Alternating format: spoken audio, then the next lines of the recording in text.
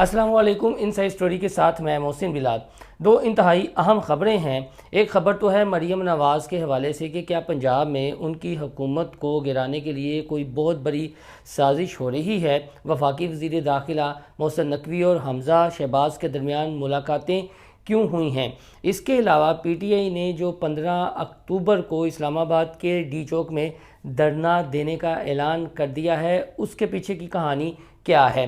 ایک خبر کے تو ذرائع میں بتا دوں گا، لیکن دوسری خبر کے ذرائع میں آپ کو اس ویلاگ کے لاسٹ میں بتاؤں گا۔ اور اس کے ساتھ ساتھ اگر دیکھا جائے تو اس صدی میں پاکستان کے تناظر میں جتنی بڑی شخصیات آئی ہیں تو یہ صدی کس کے نام ہوتی ہے؟ تو میرے خیال میں وہ جو ہستی ہے وہ سب کو معلوم ہے، لیکن میں تھوڑا سا اشارہ کر دیتا ہوں۔ وہ ہستی ہیں جی علامہ خادم حسین رضوی۔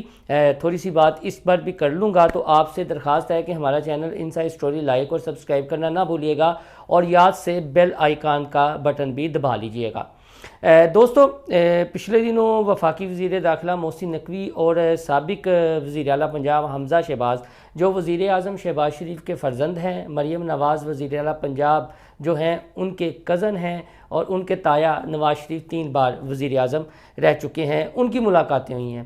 اور ملاقاتیں کس تناظر میں ہوئی ہے یہ میں آپ کو بتا دیتا ہوں۔ کچھ لوگوں نے یہ افواہیں اڑانا شروع کر دیں کہ محسن نقوی یہ جو حمزہ شہباز سے ملاقاتیں کر رہے ہیں نا، اس کے پیچھے مریم نواز کی جو پنجاب میں حکومت ہے نا وہ گرانا ہے، اور کسی طریقے حمزہ شہباز کو دوبارہ وزیر اعلیٰ پنجاب بنوانا ہے۔ تو یہ سراسر جھوٹ ہے، فیک ہے، سازشی تھیوریاں ہیں۔ اصل خبر یہ ہے کہ آپ نے پچھلے دنوں دیکھا کہ جب جماعت اسلامی نے اسلام آباد میں پروٹیسٹ کیا، دھرنا دیا آئی پی پیز کے تناظر میں، تو اس وقت بھی وفاقی وزیر داخلہ محسن نقوی کافی زیادہ متحرک ہوئے تھے، اور جو طاقتور حلقے ہیں وہ بھی یہ چاہتے ہیں کہ جو آئی پی پیز ہے نا ان کا کٹی کٹا نکلے۔ تو یہ جو ملاقاتیں ہوئی ہیں نا حمزہ شہباز سے، وہ اس تناظر میں ہوئی تھی، کیونکہ بطور والد شہباز شریف بھی اس معاملے میں نہیں آنا چاہ رہے تھے۔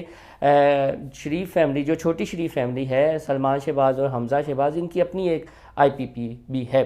تو اس تناظر میں محسن نقوی ان سے ملے تھے کہ اگر آپ گھر سے یہ شروع کرتے ہیں، اپنی آئی پی پی بند کرتے ہیں، تو یہ ایک اچھا میسیج جائے گا عوام میں۔ تو لہٰذا یہ اس تناظر میں ملاقاتیں ہوئی ہیں حمزہ شہباز سے۔ جو لوگ یہ باتیں کر رہے ہیں کہ پس پردہ یہ کہانی ہے کہ کسی طریقے مریم نواز کو ہٹا کر حمزہ شہباز کو وزیر اعلیٰ پنجاب بنا دیا جائے، تو یہ ٹوٹل فیک ہے۔ میں وہ یہ کنفیوژن پھیلا رہے ہیں یا افواہیں گردش میں، اس میں کوئی حقیقت نہیں ہے۔ مریم نواز تو دیگر وزراء اعلیٰ سے اتنا اچھا کام کر رہی ہیں، اور پنجاب میں جس طرح انہوں نے ترقیاتی منصوبوں کا آغاز کر دیا ہے، دن رات ایک کیے ہوئے ہیں، تو اس سے آپ کو لگتا ہے کہ مریم نواز کی حکومت گرانے کے پیچھے کوئی بہت بڑی کانسپریسی ہو سکتی ہے، یا کوئی سازش کرے گا، یا اپنی فیملی سے ان کے خلاف کوئی سازش ہوگی، یا محسن نقوی کوئی سازش کریں گے؟ گورننس ٹھیک ہے، گورننس پر تو سوالات اٹھیں گے، لیکن بہرحال بطور وزیر اعلیٰ پنجاب اور پہلی خاتون وزیر اعلیٰ پنجاب ہونے کے ناطے مریم نواز جس طرح پنجاب میں کام کر رہی ہیں وہ آپ سب کے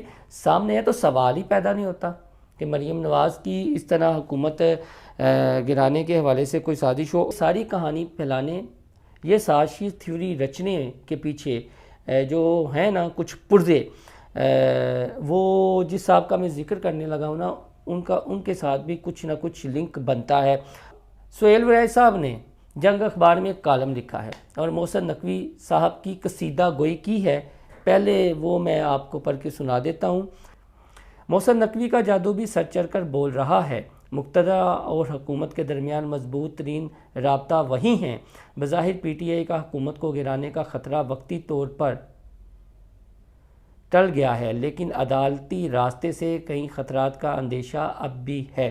محسن نقوی شروع میں اسلام آباد جا کر گم ہو گئے تھے، اور وزیر اعلیٰ کے طور پر جو تحرک اور کام تھا وہ پس منظر میں جاتا نظر آ رہا تھا، مگر انہوں نے ایک بار پھر باؤنس بیک کیا ہے۔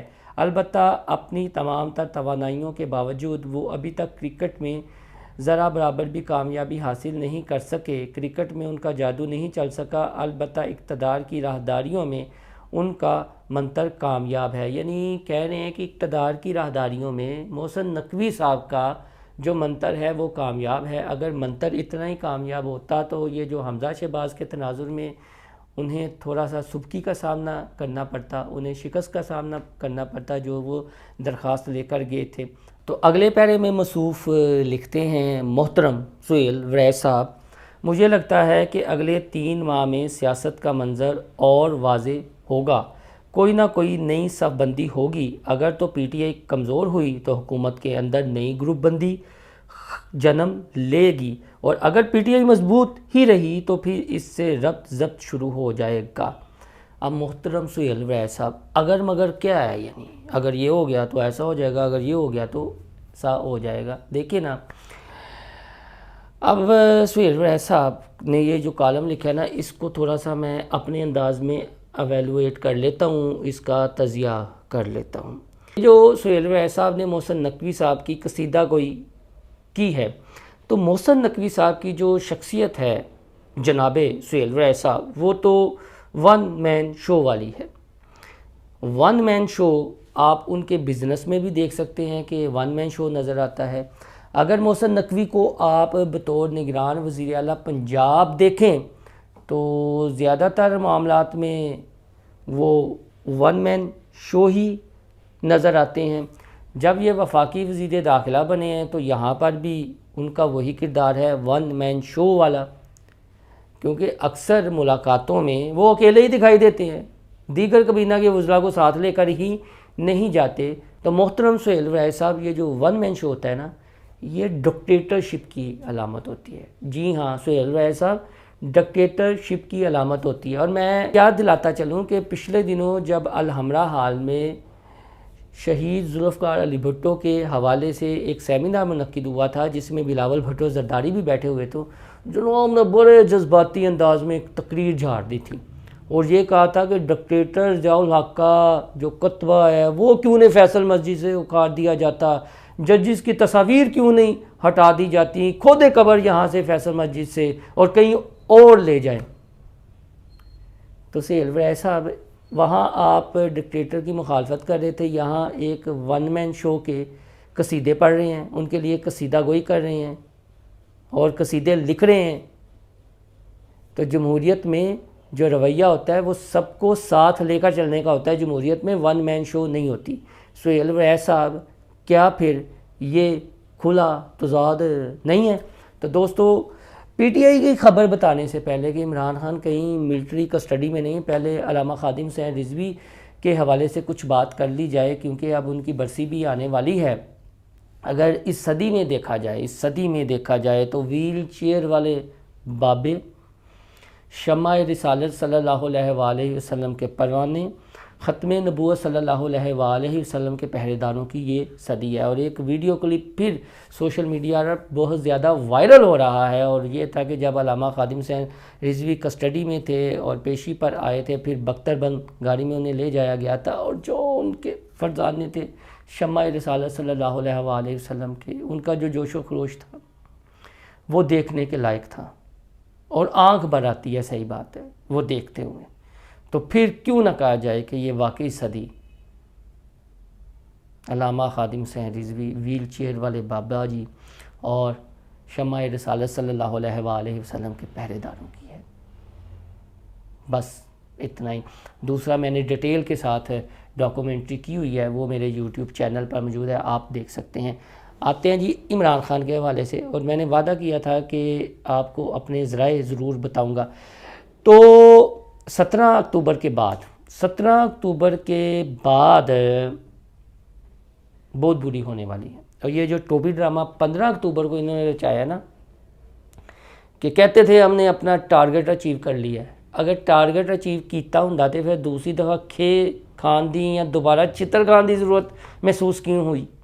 پی ٹی آئی کے رہنماؤں کو کیوں چتر کھانے کی ضرورت محسوس ہوئی ہے؟ اگر آپ نے اپنا ٹارگٹ اچیو کر لیا ہے تو وہ کہانی بھائی جان یہ ہے کہ 17 اکتوبر کے بعد خان صاحب نے جانا ہے ملٹری کسٹڈی ہوں ہی اڈیالہ خود ہی گلاں کر دینا، کدی ISI کدی MI انہوں نے الزام لاندے نے، تو بھائی جان وہ تو کم ہو گیا۔ دوسرا یہ ترمیم پاس ہونی ہے، اور جو ہی ترمیم پاس ہونی ہے تو ساتھ ہی خبر فلیش آؤٹ ہونی ہے۔ بانی تحریک انصاف، سابق وزیر اعظم، کلٹ رہنما کلٹ میں اس تناظر میں جو ان کو پوچھتے ہیں، میں نہیں کہہ رہا جو ان کو پوچھتے ہیں، ملٹری کسٹڈی میں خبر فلیش آؤٹ ہونی ہے، اس لیے دوبارہ جو ہے نا کہہ رہے ہیں۔ اور جو میرے ذرائع ہیں وہ بھائی جان میرے ذرائع ہیں پی ٹی آئی یعنی پاکستان تحریک انصاف کی حرکت و سکنات۔ یہ جو اتنی بڑی میں خبر آپ کے ساتھ شیئر کر رہا ہوں نا، عمران خان ملٹری کسٹڈی میں، اور جو ذرائع میں نے بتایا وہ ایک بار پھر بتا دیتا ہوں، پاکستان تحریک انصاف کی حرکت و سکنات ہمارے ذرائع ہیں جو یہ بتا رہے ہیں کہ ہون جا رہا ہے، اس لیے اے پنگا پا رہے ہیں۔ باقی وہ بہت ساری دوسری باتیں بھی ہو رہی ہیں کہ جب بھی ملک میں انویسٹمنٹ آنی ہوتی ہے یا کسی غیر ملکی بڑے مہمان کا دورہ ہوتا ہے تو یہ انتشاری ٹولہ متحرک ہو جاتا ہے اور ڈی جوک والا یا ملک بند کرنے کی دھمکی دے دیتے ہیں۔ وہ ساری باتیں اپنی جگہ ہیں، لیکن جو ہے نا جو میں نے ذرائع سے آپ کو خبر بتائی ہے، ذرائع پی ٹی آئی حرکت و سکنات کے ذریعے، وہ اصل کہانی یہ ہے۔ تو دوستو اپنا فیڈ بیک ضرور دیجیے گا اور اپنی رائے سے بھی ضرور ہمیں آگاہ کیجیے گا۔ باقی سہیل ویس صاحب کھلا تضاد بڑے بندے ہیں، میں اس سے زیادہ کچھ نہیں کہوں گا۔ اللہ حافظ۔